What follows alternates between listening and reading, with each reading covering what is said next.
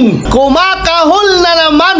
Ayon daw sa kanya, remember, with Pulong, gagawin niyang speaker yan. Si Baste, nakita niyo yung pagkasanggano na yon. Gagawin niyang cabinet secretary yon. Yon ang magiging Pilipinas sa ilalim ni Sara Duterte. Oh, alangan, kinsa man na imong gusto? Ikaw? Huyo! Ikaw, alangan naman.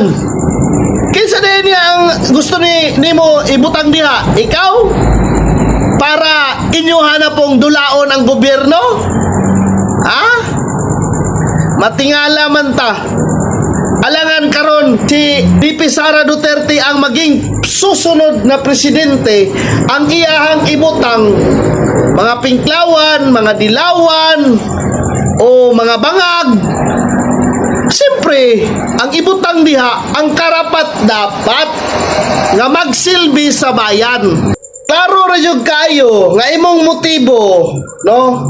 Nahadlok ka ang mga Duterte ang makalingkod kay nga naman, lalabas at lalabas ang baho mo at yung mga kasinungalingan mo at siguradong may paglalagyan ka dahil sa mga pinaggagawa mo, lalo-lalo na nga alam namin nga isa ka sa mga dahilan kung bakit si Tatay Digong nasa ICC ngayon.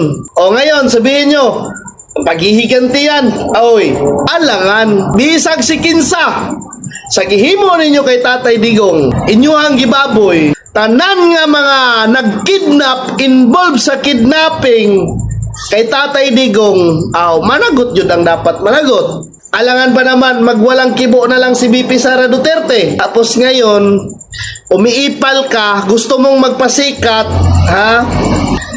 Sinampahan mo pa ng kaso Senator Bongo ngayong issue flood control project, ha?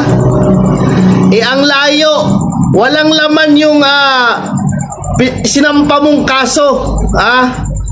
Sabi nga ni Senator Bongo, sampahan mo yung mga kontraktor dahil alam mo kung sino-sino sila.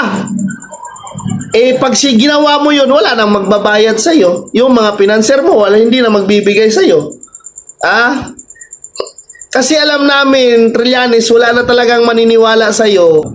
Dahil yung katrililingan mo, no? Puro na lang paninira ang ginagawa mo ngayon, no? Dahil wala ka na sa politika.